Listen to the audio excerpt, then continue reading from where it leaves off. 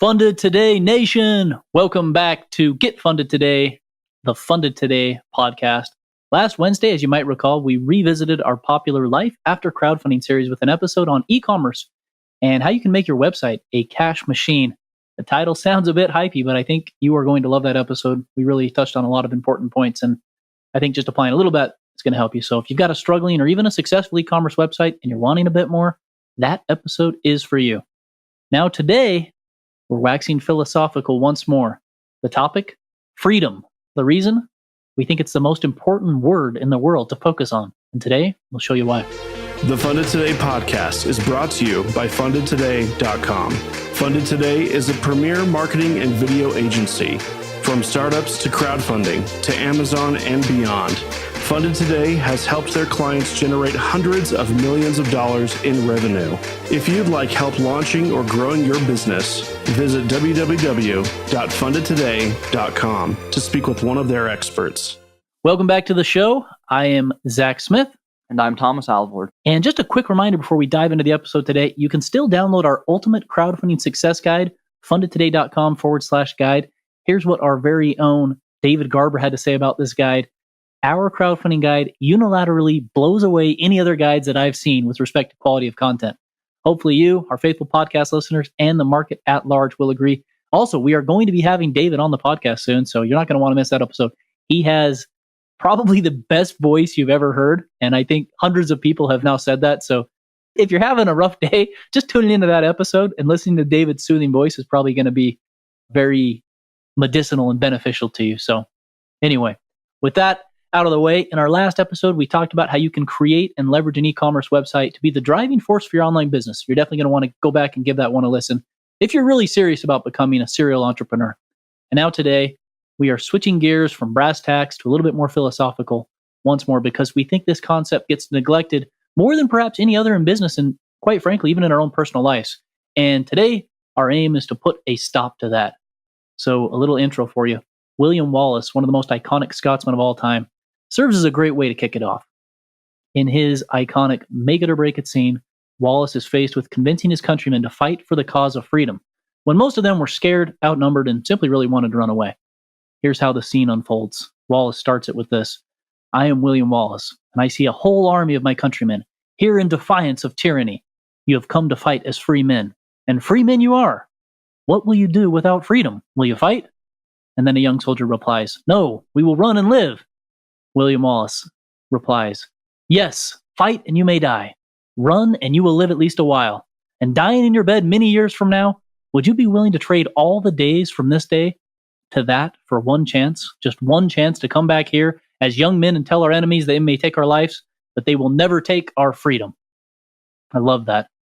And of course, it was inspirational, and his speech inspired Scotsmen throughout the country to rally to the cause of freedom. And even though William Wallace ultimately suffered death because of his example and his bravery, Robert the Bruce was able to eventually make Scotland a free country. So with that, freedom, Thomas, how did we come up with this? What are we trying to go out with the episode today? And maybe very briefly, just a little bit more of an introduction, how we came up with this idea. Tell me a little bit about Franklin D. Roosevelt, Thomas, and your idea on that. I remember when I was in college learning about FDR or Franklin, President Roosevelt. He had a Union speech in, I believe it was 1941. And he talked about freedom of speech and freedom of worship, which are the hallmarks of U.S. constitutional law, right? They're embedded in the First Amendment to the Constitution, right? Freedom of speech and freedom of worship. But then he augmented that and in a way almost changed the definition of freedom and how we maybe think or look at freedom. Because in addition to freedom of speech and freedom of worship, he added freedom from want and freedom from fear, which in a way, it's like, yeah, that's not really possible as humans, right? In a way, it's kind of a socialistic view on things to have freedom from fear and freedom from want. Because I think even if your wants are satiated or fulfilled, you're always going to have more wants. So philosophically, can you ever have that? Again, that's not the point of this. But the point is, he had his four freedoms. speech, worship, want, and fear. Freedom from want and fear, that is. And then I came in and backtracking a little bit, I was talking to Thomas and I said, hey, I've got this idea for freedoms. I've been talking about it, I don't know, for probably a year and a half, 2 years now. And as we were putting together this podcast episode, Thomas brought up FDR in his famous State of the Union speech and his 4 freedoms. It made me think of a book I'm reading recently called Big Magic by Elizabeth Gilbert. She's the famous author behind Eat, Pray, Love. And she talked about this idea of multiple discovery. And I got interested and curious like I seem to always do on things. And she writes multiple discovery is the idea where 2 or more people come up with the same idea at the same time. And then there's examples of this if you look further. Calculus, analytic geometry, oxygen, even the theory of evolution had multiple, and I put it in quotes, inventors, quote unquote, but they're really just discoverers because it was already kind of out there and people were discovering these types of things at the same time. And it made me think in some ways, well, here's FDR with his 4 freedoms. I had no clue about it, but Thomas brought it to my attention. And Thomas said, oh, that's great. We should absolutely talk about that. And then I said, Thomas, my 5 freedoms, here's kind of what they are. We think you're going to like this episode. We think you're going to get a lot out of it. So with no further ado, the Funded Today 5 types of freedom. Number 1, time freedom. Number 2, financial freedom. Number 3, health freedom. Number 4, spiritual freedom. And number 5, mental or inner peace freedom. That's the overview. Time, financial, health, spiritual, mental, or inner peace freedom. Now, I want to talk a little bit about what each one means a little bit more. So, Thomas, let's expand upon them a bit. Why talk about these freedoms? And I think going back, why did we come up with these? What caused us to start thinking about these is so often when you're an entrepreneur, when you're in business, what does everybody talk about? They talk about, do you have financial freedom? And yeah, that is one element of freedom to look at. But there's more to it than just financial freedom.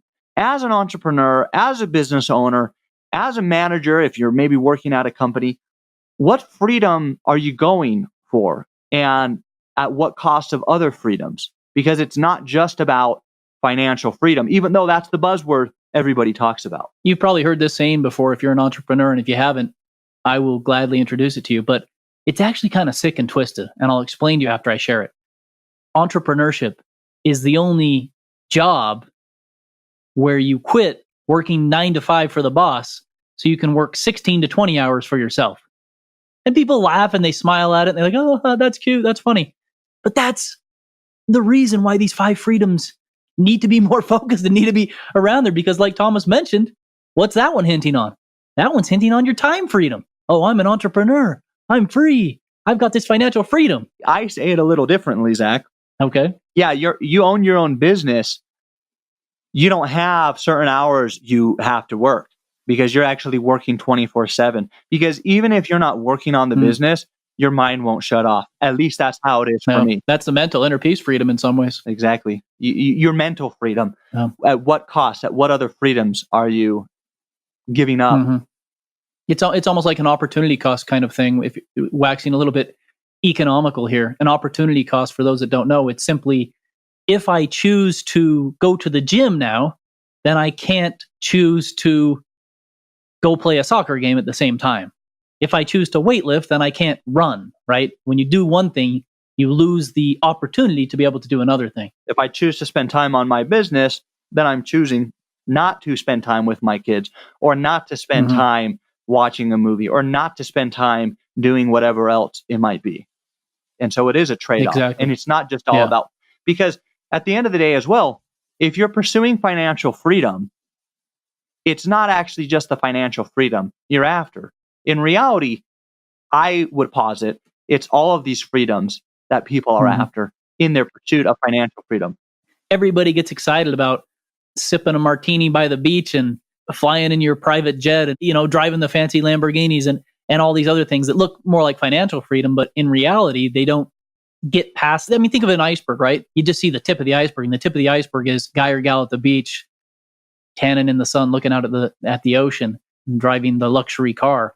That's what people see. But really, like you mentioned, Thomas, and I think you said it better than I could, the actual freedoms that you truly want are the ones underneath that surface that you don't necessarily recognize. And we hope that's what this episode is going to do for you, to help you unlock what those other types of freedoms are so that you can achieve them a lot quicker than perhaps Thomas and I have been able to do. Is that fair to say? Absolutely. Let's dive into the freedoms. All right. So time freedom, what does that mean? The ability to do what you want, when you want to, whenever. I mean, and these are my definitions as well. So feel free to improvise in the comments or say, well, here's what I think time freedom means. We're still working these out. This is still a hypothesis in many ways. It's a working experiment for us as well because we love them so much, but we want everybody to contribute to these so that we can really create something great here. I would also add the time freedom that you're not stressed out or continually stressed out. If your schedule is such that maybe you're doing what you want to do, if you're stressed, you're probably not doing it when you want to. That you have control over how you're structuring things. And I realize that's not available for everybody, right? Because maybe you're in school, maybe you have a family, maybe you're currently having to continue working at your current job while you're working on a startup, or maybe you're just focused on your current business, right? And so you have other people. I actually was talking to a good friend of mine who acts kind of as a sounding board and a consultant. And I was sharing how I had been stressed a bit. He said, yeah, why don't you think through, are these demands you're setting on yourself or are these demands from other people? Because some of them are literally just myself saying, I need to do this, because that's kind of my personality. Like, I got to get this done. But it's like, there's not really any real deadline in a way. And this is kind of a tangent. My brother shared this with me when he was actually in Brazil doing service there. He called it the cat reflex.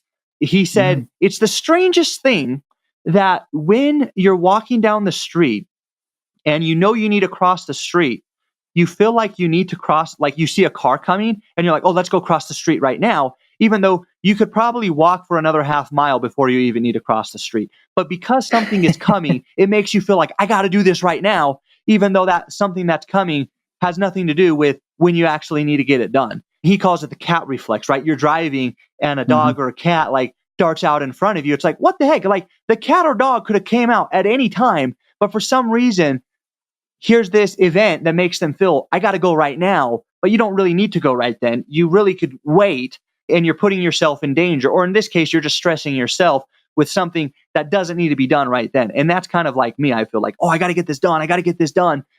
And then it hasn't even been on my mind for however many months, but for some reason it becomes more emphasized or something happens. I'm like, I got to get this done. And so, yeah, that time freedom, right? That another thing to look at. Who are setting those constraints on you? Is it yourself or is it somebody else? Because again, and we'll talk about this later, that time freedom might be a lot closer or accessible than you realize, including myself. Well, Thomas, I really like that. And I can absolutely relate to that myself as well. And it made me think of the concept of to act or to be acted upon. And fortunately for you, in the examples that you've shared, and even with the cat reflex one, you are the one able to act there. And I think that that's powerful.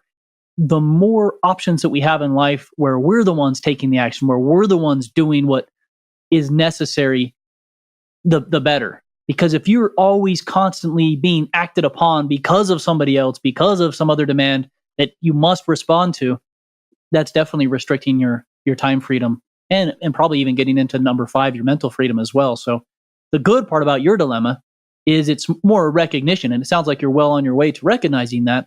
And by recognizing that, you realize, well, it's me here. I'm the one acting on this and I get to control that. And as long as I can control that and think through that, I will be able to have the time freedom I need. And by talking about this and working it through with my mentors and other guides and people that help me in my life, my mental inner peace freedom will improve as well. All right, financial freedom, number 2. I define this one as the ability to not have to work, or if you want to work only when, where, how you want to work. And if you do want to work, to only do work that you love or enjoy. So I defined financial freedom pretty specifically, but I also gave it a lot of caveats as well. Thomas, thoughts on financial freedom? This is the main one that everybody sees, right? Like I've said multiple times in this episode already, the fancy cars, the beach houses, the private jet, a lot of the kind of things that you visualize in your head when you're imagining what financial freedom might look like. I would add that it's the freedom to have experiences or to make acquisitions that you want to, that you're free to do that. And here's the irony, and I believe I've shared this in one of our other podcasts, and this is from The Richest Man in Babylon, a book on money management.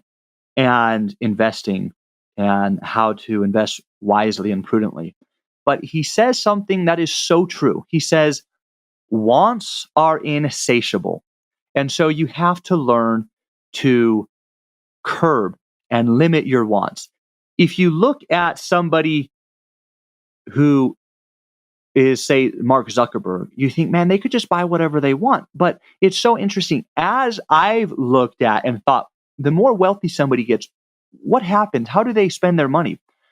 It's Zuckerberg going and buying part of an island or an island like off of Hawaii. I forget exactly what the details were, right? So it's like, man, no matter how much you make, right? For me, it's like, okay, I would love a beach house. But then if you make more, it's like, well, yeah, you could have a jet. Well, after you have a jet, you could have your own island. And by the way, islands aren't necessarily that expensive. Some of them you can buy for like $50,000. So the point is, in a way, nobody is actually completely financially free, where they literally can do anything they want for the rest of their life. And if they could, I don't even think it would be healthy for us as humans. It's actually an irony, and I'm almost hesitant to say this. This is going to be one of the first times I say this out loud. And people will look at this and be like, oh, that moron. Like, I can't believe he'd have the audacity to say that. And not that I wish that I was poor, but sometimes I look at it and I think, you know what? It almost would be easier if I didn't have any money, or if I didn't have the money I have. Because here's what happens. I have money, and so your wants are going to be commensurate with your money, with your revenue. At least that's how it has been for me. But I have to tell myself, no, I'm not going to buy that. And so the reason I'm saying, no, I'm not going to buy that is not because I don't have the money, and not because I can't get a loan, or not because I can't go buy it, but simply because myself saying, I'm not going to buy that. That's not prudent for me to use my money like that. I don't want to spend my money like that. Whereas if I was in a different situation, I wouldn't have to be making that choice myself. I would be forced to make that choice because that choice wouldn't even be available to me. And again, that sounds super snobby, but it's a reality. You have to learn to be like, no, I'm not going to buy that. I'm not going to buy that. I'm going to live frugally. I'm going to live off 5% of what I make because I don't know what's going to happen a year from now. And Thomas, you touch on some great points, and I think some of our most faithful listeners will recall our episode where we talk about the book Fables of Fortune. And I think some of the points you've hit on there would be a great recap for those who haven't listened, or just to go back and listen to that episode, because that book is about an attorney for some of the most wealthy people in the world and his experiences working with them and the lessons and takeaways that he had. And like Thomas says, it might sound crazy the way he's talking, but it's actually backed by facts and data. And in this book, it's it was a revelation to me as I read it as well, just what you deal with as you kind of go up that financial spectrum. But like I promised earlier when Thomas was speaking, a lot of these things are not as hard as they seem. You want a Lamborghini? If you can probably get one for $80,000 to $100,000, and no one's going to know the difference. Well, and if you had a private island, that, could you afford to pay $2,000 or $3,000 a month? Yeah. And if you wanted a loan to get, if you really want a Lamborghini, if that's the financial freedom you want. Yep. And I also talk about the deception of, I've named it different ways, but the deception of prosperity. I would say the majority of people who have a Lambo are actually dirt poor. The people who have wealth don't have the Lambo. Great book on that, Millionaire Next Door. It's another one of those books that's kind of eye-opening, where you learn that some of the richest people in the world actually don't have a lot of the things that you associate in your mind, whether consciously or not, with wealth. It was kind of another counterintuitive type thing. Ironic, I guess you could say. Well, and if we were to talk about the Lamborghini, to me, that's not financial freedom, because if you really want the Lambo, you can go get the Lambo, right? If you can make, say, however much you need, so you could put $2,000 or $3,000 a month towards your auto payment.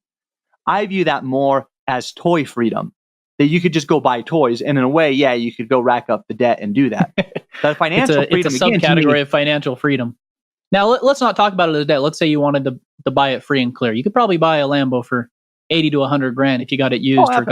I love convertibles, right? And I was looking at getting a Ferrari convertible because they have 4 seats, because I got kids. So it's like, hey, yeah, I need to be practical with my Ferrari, if that's kind of an oxymoron, I guess. But But looking at, a brand new one's only 220,000 and a used is, 120. Mm-hmm. And here's the interesting thing, right? I see a lot of people driving around in Porsches, right? A Porsche Cayenne or a Porsche whatever. And those are about the same price as a used Ferrari, the convertible. And again, some Ferraris go up to like $1 million. But again, the point is that really what you want with the financial freedom? We think that is. I think also part of this conversation, Zach, is for people to think if they want financial freedom, define it. And I think it's harder to define. And maybe it's like, I forget which justice of the Supreme Court talking about pornography. He says, I don't know how to define it, but I know what it is when I see it. It was something like that. And I think it's important to define it now, too. You may not be wealthy yet, but you're maybe trying to become that way. The more you figure this stuff out before, this is Thomas and I guess, preaching a little bit, but we probably didn't understand what we were getting ourselves into as we continued to climb that ladder to financial freedom.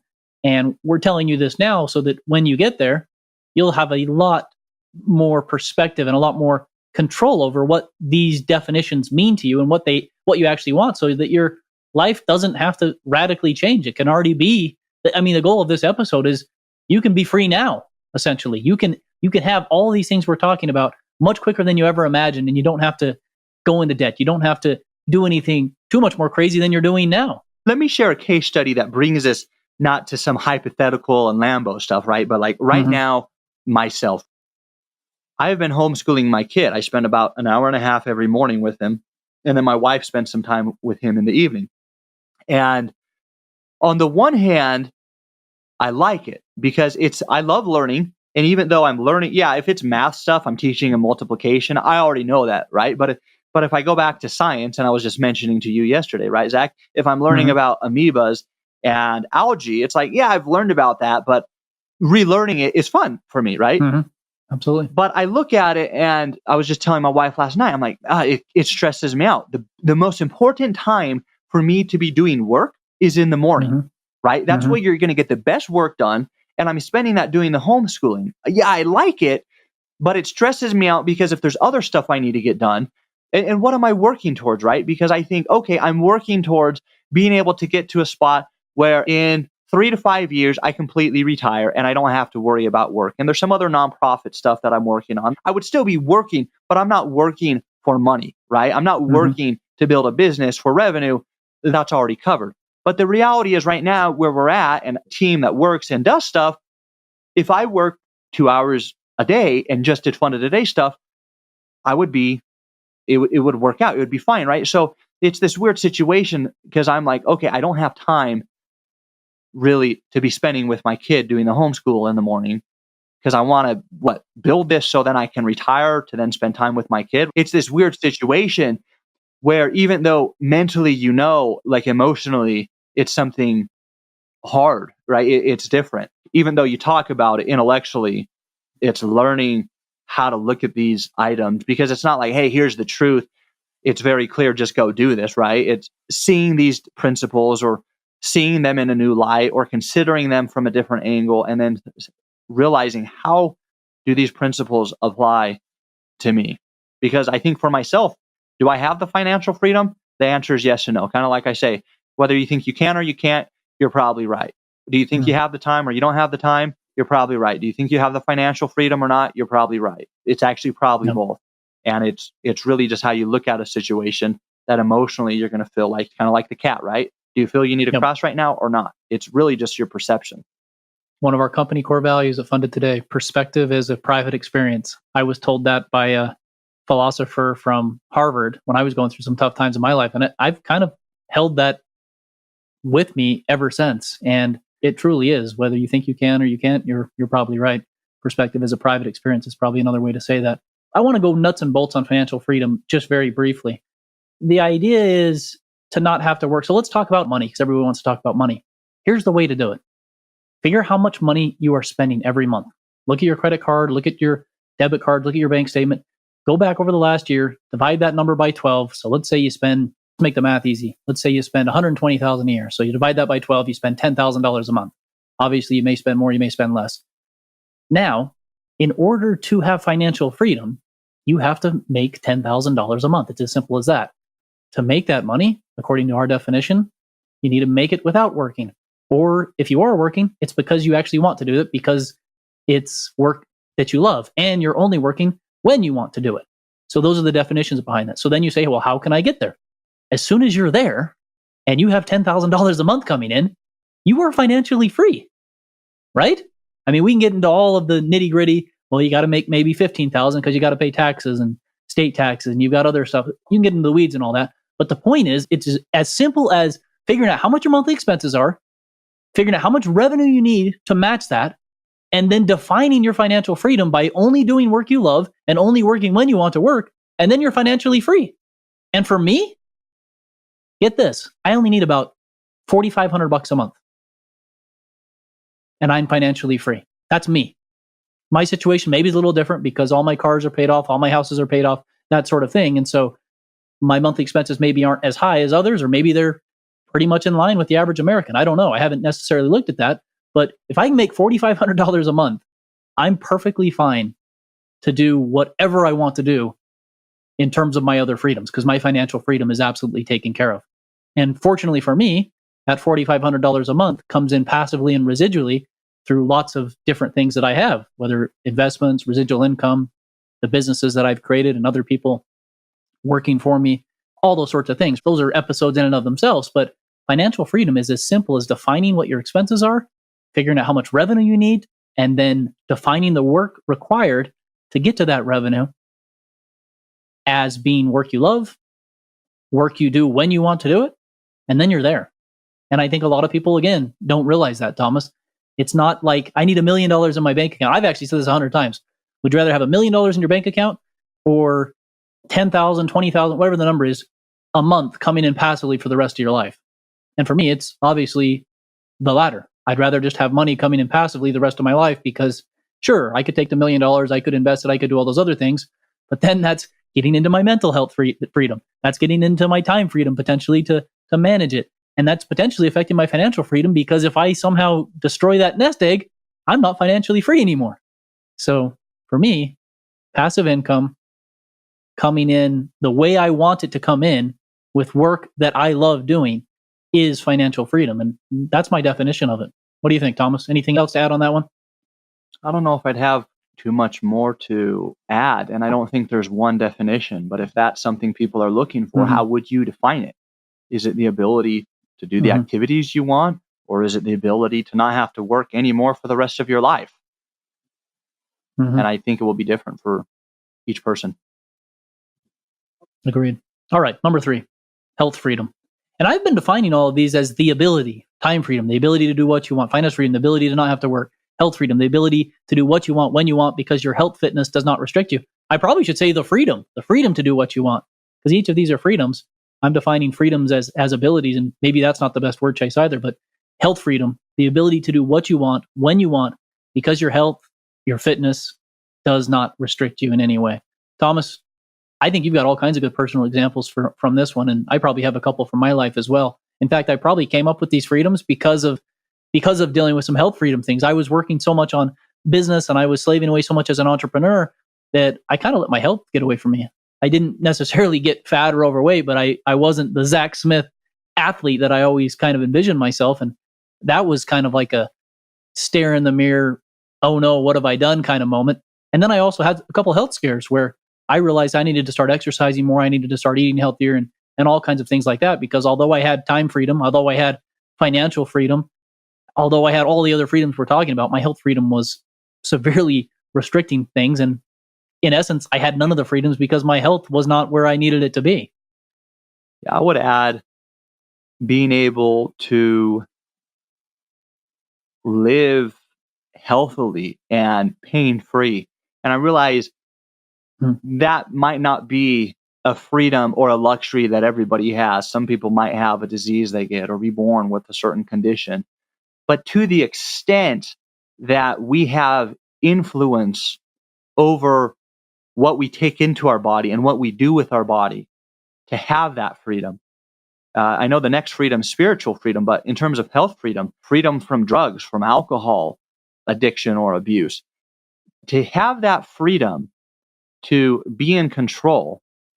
Because, and again, this is in the context of entrepreneurs, business owners, and pursuing financial freedom is kind of the pinnacle of freedoms, but at what cost, right? Do you drive your health into the ground? What does the financial freedom matter if you die early or if you have a heart attack?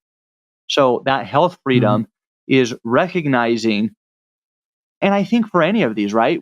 What if you completely lost your health and had a heart attack and you died? What does it matter, right? Like Jesus and many other great teachers have taught, after you die, you don't take that with you. What, you work for something your whole life, and then because of that, you lose your health and you lose it all, right? So to think about the health freedom, because it is an impact, especially for the entrepreneur, more than perhaps anybody else, because you're bootstrapping, you're working nonstop, you're putting in so many hours, that can cause a drain on your health. And it's interrelated to one thing you might notice with all these freedoms, as you're hearing us define them all, you're like, well, these lines, they seem blurred. They seem like they're coming over. I can see how health freedom could be a little bit of mental freedom. I could see how health freedom gets into your financial freedom, because maybe you got a lot of medical bills to pay and suddenly it's cutting into your financial freedom or your time freedom because you can't get things done because you're sick or you have issues. And that's what I think we want you to understand about these different freedoms as well, is the interconnectedness of them all. And you can't just say, I need the Lambo on the beach and I'm good, because all of these things play a part into ultimate freedom. So health freedom, a lot to think about there. Like Thomas mentioned, number 4, spiritual freedom. Thomas, how do we define this one? I would say that you're free from sin and addiction that would cause you to really engage in any type of behavior that you don't want to or that you're addicted to. I would also add being free from grudges or fighting with others, right? We don't really have like a social freedom in here, meaning having healthy relationships or being free from that which would kind of drag you down socially, whether they're friends, acquaintances, partners, etc. I've kind of heard emotional and spiritual and even social elements kind of being wrapped together. The idea is that you're free from sin. And I realize, especially in today's age, that could be a can of worms, right? That's going to be different for so many different people and how they'd interpret that. Those behaviors, those things that you do that cause you to feel bad or that you feel is not right, being free from that so you live your life happily. So you live your life guilt-free. So you live your life knowing that you're doing good to others. And again, this kind of ties in. If you pursue wealth at the expense of your ethics and morals, then what does it matter? Who cares if you have financial freedom if you're lying and stealing and doing all of these things that are causing harm to others? Yeah, I love that. Touching on the addiction one, and this, like we said, could probably fit under health just as well as spiritual, but I have a lot of alcoholics within my extended family, and the idea that you don't want to do these things, but you're addicted to it, so you have to do it. I mean, prescription drugs, the opioid epidemic, and all that stuff going on now, it's absolutely real. And I've experienced some of these things firsthand because of people in my extended family who have gone through those issues and literally lost their families. My grandma on my dad's side and grandpa, they raised their cousin. They did so because the mom and dad were complete alcoholics, and literally to the point where it was scary and dangerous and they couldn't do anything other than drink. It was such a terrible addiction. And there's always a saying in the Smith family, alcoholism runs in your family. Don't ever take one sip of alcohol. And I've kind of followed that policy, whether for health reasons or just because of the stories that I've heard growing up. But when I see examples like this firsthand, it helps me realize just how much they lost by not even being able to raise their kids and having my grandparents have to raise my dad's cousins as their own children because of what these people did with relation to alcohol. So it's so important to be able to be free from lying, cheating, stealing, addiction, and those sorts of things, because it allows you to have that mental inner peace freedom, which is the one we save for number 5 at the end, because it feels so good to know that what you have achieved was done the right way. And there's nothing in the world that can take that away.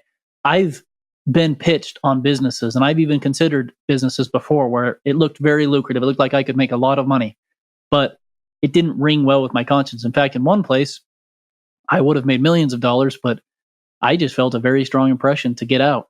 And I did. And sure enough, it did make millions of dollars, and I didn't make anything on it. But I don't really have any regrets. In fact, I have none, because I see what they did to get there. It doesn't make me happy to think of how they did it. And it makes me extremely happy to know that I followed that conscience, that voice inside my head, whatever you want to call it, to make the right decision. And because I did so, together with Thomas and everybody at our company, we were able to create an amazing company where we're proud of the inventions that we've helped bring to life and the millions of dollars we've raised for thousands of people. And when you can go to sleep and put your head down on the pillow and know that you are actually doing something good, and you can see the positive externalities from the good that you've done, that mental peace, that inner freedom, we call it no stress, no worries, is probably the greatest feeling in the world. And talking about no stress, no worries, that leads us to this last freedom, the mental freedom, or the inner peace freedom. And how would you define that, Zach? So what if you're still happy and at peace, but you are not free on any of the above? What sort of freedom is this? It's got to be your mental peace, your inner peace freedom. The easiest way to think about it is when you close your eyes and you go to bed at night, what is going through your mind? If you've got no stress, no worries going through your mind, and you can also just feel like you have a clear conscience, however you define that, that's a wonderful feeling to have. I think that's the best way to define mental inner peace freedom. What about you, Thomas? Life, generally speaking, and I feel that as life gets more technical, as life gets faster, it is harder to have mental freedom. This is the one thing that I feel that I'm trying to work on, or that I would say, I wish I had more of this, right? Because it's elusive. Back in the day, people lived an agrarian lifestyle, grew up on a farm. I actually look and think, if I was born 300 years ago, yeah, there would be so many luxuries I would give up. But in a way, I almost think, man, that would be amazing to be able to live on a farm. You just go out and work. You're working with the animals, right? When you're done, you're just sitting outside reading a book or talking as the wind's blowing across the grass in the fields, right? It's just peaceful. It's serene. That does not exist, right? Like, bzz, notification, bzz, notification. You know me, Zach. I literally unsubscribe from every single email list. There is not a single email list that I say subscribe to. Not one. It does not matter what it is. None at all. I know you're struggling with mental inner peace freedom, but Thomas is a good example of somebody trying to conquer that at every way possible. And I mentioned my wife was actually just 2 days ago on Sunday. She was teaching at church a Sunday school lesson with the 7-year-olds. She was asked to substitute, so she had done that. And she came back and she said, oh my goodness, they were crazy. They did not know how to sit still. They were so rambunctious.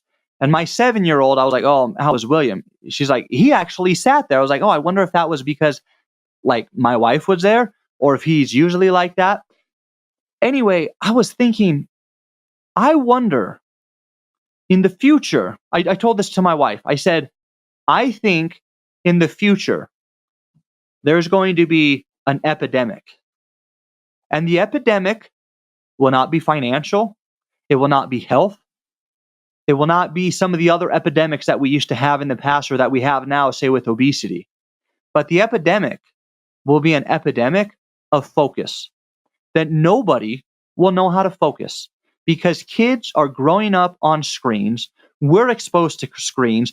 We're exposed to so much marketing and so many gadgets and apps that vie for our attention that it's nearly impossible to just be able to sit still and be focused. And I obviously could be totally wrong, but that's what I see. And I feel it even myself in seeing these kids. And that's also where I'm like, I wonder if, when I was 7 years old and me and my peers who were in these Sunday school classes, were we that rambunctious and almost unruly, or is it different?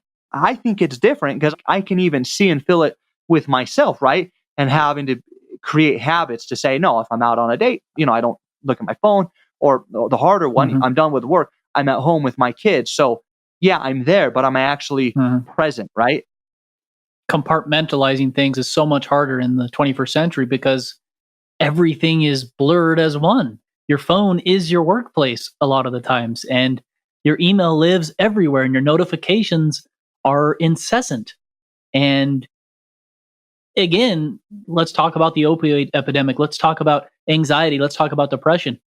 Those things are prevalent and talked about more so now than ever before because they exist more now than they did in the past, because they are more prevalent now than they were in the past. And why? I think it's absolutely because of the incessant, constant interruptions in our lives that allow us to have no inner peace, no mental freedom.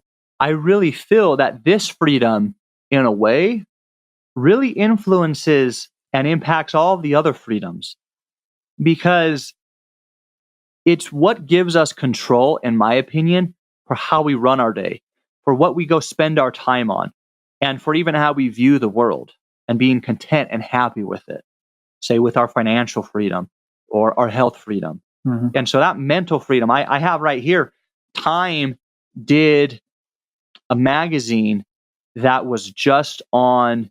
Time has a magazine that they came out with recently called Mindfulness, and it's all about being mindful. I know right now it's kind of in vogue, it's kind of a hip thing, but I really feel part of the reason is because of so much distraction and how bombarded we are with everything vying for our attention. And I think it's going to become more and more popular and something that becomes more common in the workplace that we do ourselves, because without it, we're just going to be so bombarded. But that's mental freedom. I love that, Thomas. Mindfulness. Now we're going to really kind of bring it all home. And this is a rhetorical question that I want you all to ask yourselves as you're listening to this episode. Take away your business success. Are you still happy? Take away whatever it is that you love. Are you still happy? The biblical story of Job, for those who haven't heard it before, he was a very successful individual, basically had an amazing dream life. Wonderful wife, kids, land, property, success, wealth. He lost it all. Throughout the entire time, though, he exhibited perfect inner peace, mental freedom. He never doubted. And because of that, he gained everything he lost and more.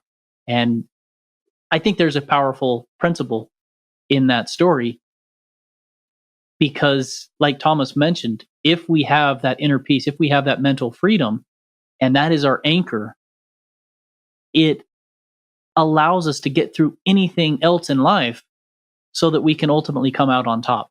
And that's why we saved that one for the 5th position in our 5 freedoms. And like Thomas writes, these freedoms are not an either or, but they're on a continuum. Presumably, nobody has all these freedoms. Thomas has opened up to you. I've opened up to you. We're not 100% on all of these. And these freedoms influence and interact with each other in many different ways. Thomas, tell us the story of surfing a little bit. Well, it's just interesting, right? You have a surfer bomb. I've mentioned to you before that I would love to have a beach house, right? Going to the beach, bodyboarding, surfing, even though I still need to learn how to surf a lot better, I love to do. And I'm thinking, I need to work, earn enough money, be able to retire to be able to go do this. But here you have the surf bum who's actually able to go do that. He has that time freedom, so to speak, to just go do that and surf and do what he loves. Now, he probably has no financial freedom, but then again, how do you define financial freedom? If financial freedom is having enough finance to go do what you love, the beach bum, even though he's dirt poor, has financial freedom. Now, maybe he might not have the money to go travel or do other things. So in that sense, he doesn't. And his mental health freedom, he might be worrying about, okay, I'm living a good life now in my 20s and my 30s, but dang, when I get into my 40s and 50s, and my body's not quite there, am I going to be able to surf still, or how am I going to take care of myself? And, that's where all these freedoms interrelate again. Or if he's smoking or doing drugs and dragging down his quality of life, then his health freedom will suffer and then have a negative impact over time on those other freedoms of his or hers. Absolutely. We have an amazing story that we want to tell now, kind of like Thomas and I have been hinting about this whole episode. And what we want you to get away from it is this: you might be a lot closer to more fully experiencing all of these freedoms than you realize. And here's our favorite Brazilian folktale, as told by Paulo Coelho, illustrating this principle. I think you're going to love it. There was once a businessman who was sitting by the beach in a small Brazilian village. As he sat, he saw a Brazilian fisherman rowing a small boat towards the shore, having caught quite a few big fish. The businessman was impressed and asked the fisherman, "How long does it take you to catch so many fish?" The fisherman replied, "Oh, just a short while." "Then why don't you stay longer at sea and catch even more?" The businessman was astonished. "This is enough to feed my whole family," the fisherman said. The businessman then asked, "So what do you do for the rest of the day?" The fisherman replied, "Well, I usually wake up early in the morning, go out to sea and catch a few fish, then go back and play with my kids. In the afternoon, I take a nap with my wife, and evening comes, I join my buddies in the village, we play guitar, sing and dance throughout the night." The businessman offered a suggestion to the fisherman. "I am a PhD in business management. I could help you to become an even more successful person. From now on, you should spend more time at sea and try to catch as many fish as possible. When you've saved enough money, you can buy a bigger boat and catch even more fish. Soon, you will be able to afford to buy even more boats, set up your own company, your own production plant for canned food and distribution network. By then, you will have moved out of this village and to Sao Paulo, where you can set up HQ to manage your other branches." The fisherman continues, "And after that, what should I do?" The businessman laughs heartily. "After that, you can live like a king in your own house, and when the time is right, you can go public and float your shares in the stock exchange, and you will be rich." The fisherman asks, "And after that?"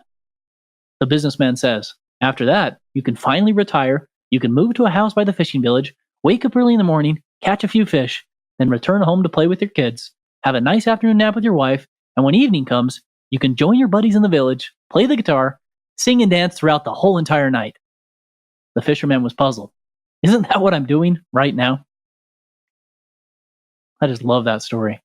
It's so good in so many ways. How many of us, if we wanted to, could work 4 hours a day? And I realize a lot would be saying, there's absolutely no way I can do this. So the question isn't how many could do it right now, but get into a position where they find a job or get in a position where they work 4 hours a day or 20 hours a week and basically do this same thing. Because we look at it and think, oh, that's silly. Why would you want all that financial freedom to retire to go do what you are already doing? But how many of us could get to a spot, and right now it might seem impossible, but if we wanted to get to a spot to go do that. And if you look at the 4-Hour Work Week by Tim Ferriss, he says the same thing in different words. He talks about having a mini retirement, getting to a place where you have money coming in and then going and doing what you love. Because also another thing which is wise that Tim Ferriss says is you're working towards retirement and you don't even know if what you're going to go do, you even enjoy. He talks about mini retirements and going and doing that for a few weeks or a month and seeing if you like it or not. You and I have talked about this. Rent a Lambo. Go to somewhere a little bit exotic, but just stay there for a day or two so it doesn't break you, and see what you like and see what you don't like. Test things out. We talked about this on a couple episodes, and it's so powerful to do because I do not like golf for whatever reason. I've been golfing maybe 7 to 10 times in my life now, and every time I go, I'm just not really in love with it. And a lot of people are like, "Oh, you're rich? I'd just golf every day." In fact, I hear that probably more than anything else. I would golf. "Oh, I would just golf at the country club. You should get a membership at the country club." And everybody tells me this, and every time I try, even though I went in with a really good attitude and I love sports and I consider myself fairly athletic, for whatever reason, when I golf, I just don't love it. And I know that when I retire, quote unquote, I won't golf because I've done many vacations. I've done many golf trips where I just don't like it. And I found things I like and I found things that I don't like. And I think it's powerful to do. And that's absolutely wise advice, Thomas. We bring the Lambo up because that's maybe the quintessential, the person made it, has financial freedom. Look how flashy. But for me, I don't care about a Lambo. For most people, I don't think they're thinking, I wish I could retire and I'd have a Lambo, right? But whatever that is in your mind, because if I look at it at myself, we were just talking about this earlier. You and I, we both love to read, right? So if that's the case, why don't we say, okay, I'm going to set it up so I can read an hour, 2 hours a day, so I can spend time with my kids, so I can be my kid's soccer coach. I'm doing those things, but ironically, it stresses me out because I have the stuff at work where I'm feeling, oh, this is too much, this is too busy. So again, it's thinking about this and realizing how can you actually start making this a reality right now. We have a topic that we'll probably talk about in a future episode to kind of help with that feeling of overwhelm. We call it holistic harmonization. The easiest way to think about it is the keys on a piano.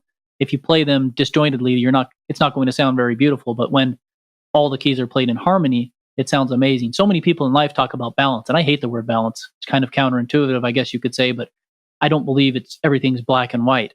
Oh, I'm not very balanced here, or this isn't balanced, or this isn't a balanced meal, or all that stuff. I actually believe everything needs to be harmonized, because when our lives are harmonized, just like these 5 freedoms, there's harmony when you have all of them. There's disharmonic chords when even one of them's off. So it is with our lives as well. And these mini vacations, these mini tests of things you like and don't like, that helps us to figure out what harmonizes, what sings to our soul more so than anything else that we do. And as we test things out and as we try things and as we realize what we like and what we don't like, we can find that holistic, that overall harmonization that truly encompasses joy, which is what I think everybody should be trying to achieve in this life. I'm going to throw a spoiler in all of this. If somebody is an entrepreneur, they probably love creating and doing new things, and they probably enjoy working.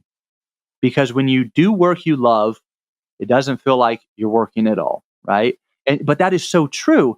And so the irony in all of this, because it's the opposite of what you would expect, is that if you can get to a place to retire, you probably don't want to retire because you enjoy doing what you're already doing, which is actually working.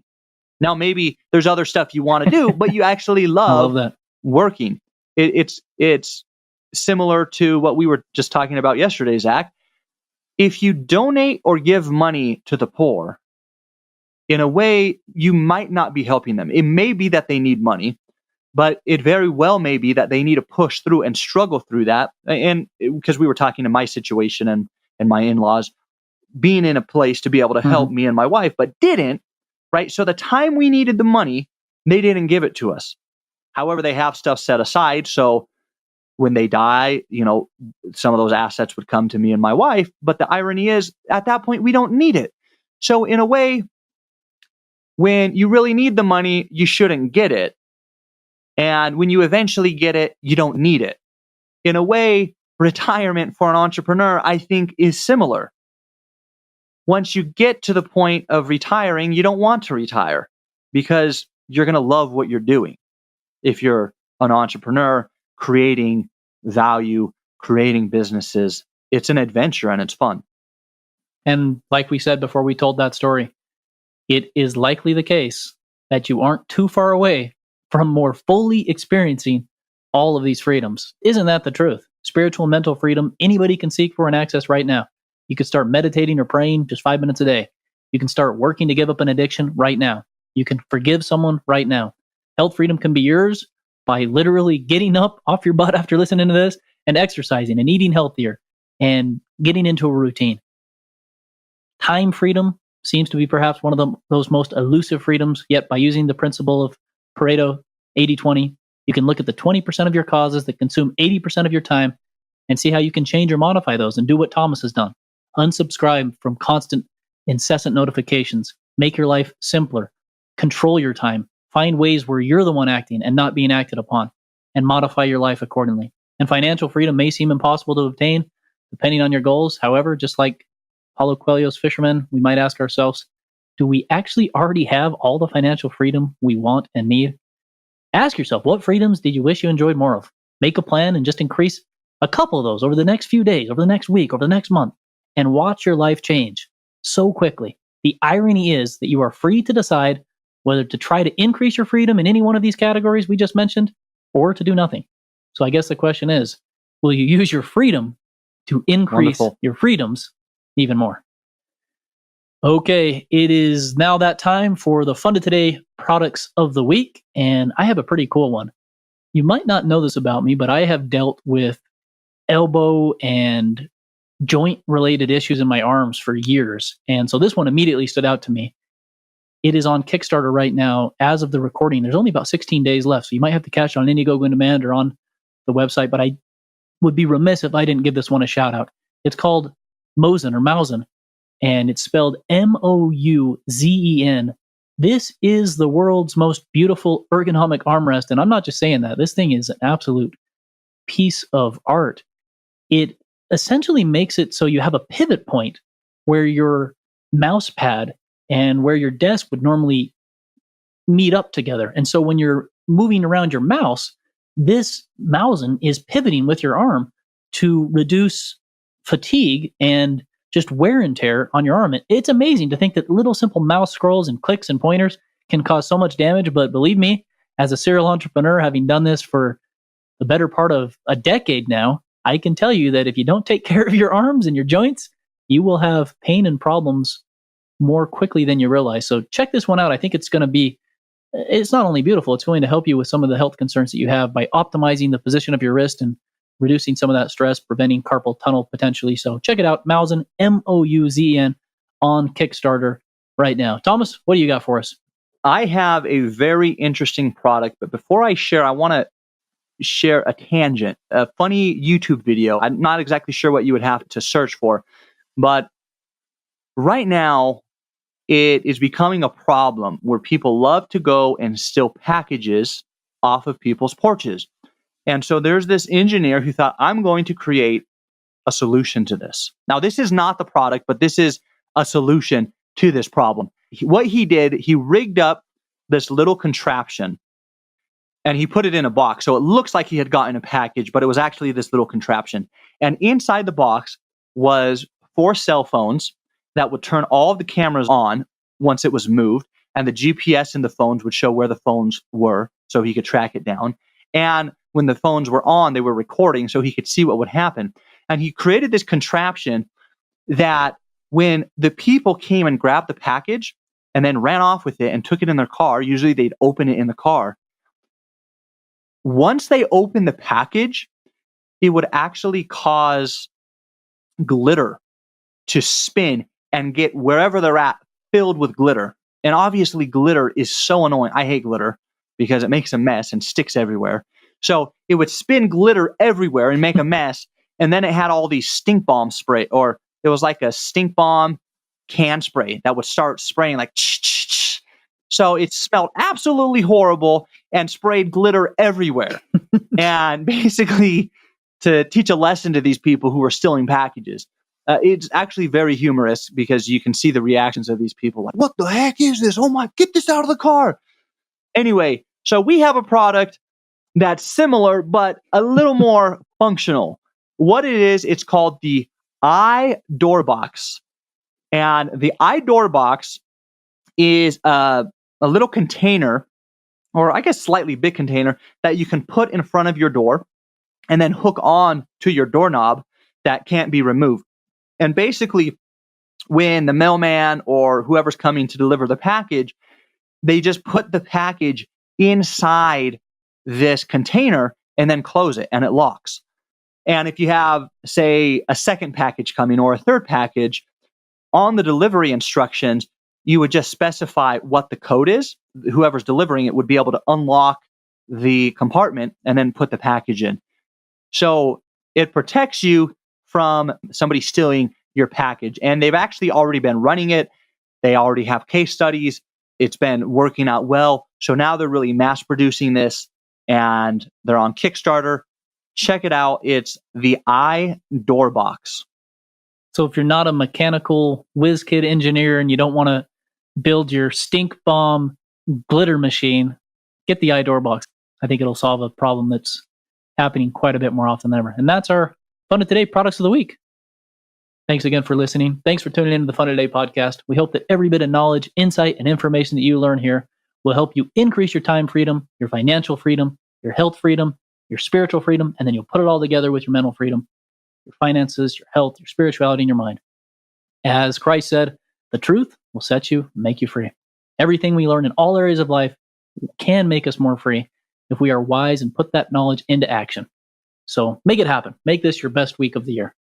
Now, next week, we are going to get back into some fundamentals, and we're going to talk about customer service, how we do it at Funded Today, and how you can do it within your company. It's an interesting situation and sometimes even quite tricky. We haven't necessarily got it right, but after having worked with thousands of clients all over the world, we think we've learned quite a bit, and we're going to share with you our most important lessons learned. You're not going to want to miss it. And remember, as always, don't wait until tomorrow. Get funded today.